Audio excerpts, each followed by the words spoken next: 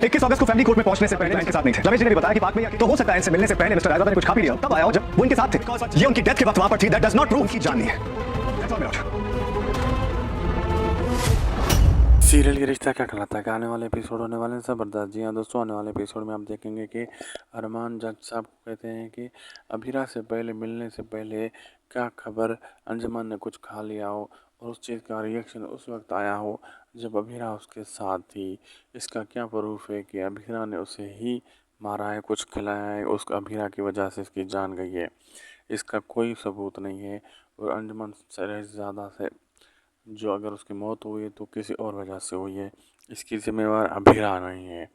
अब आगे देखना मज़ेदार होगा क्या क्या होने वाला है। वीडियो अच्छी लगी तो लाइक शेयर सब्सक्राइब करना न भूलें। मिलते हैं आपसे अगली एक ज़बरदस्त धमाकेदार और बेहतरीन और अच्छी वीडियोज़ में।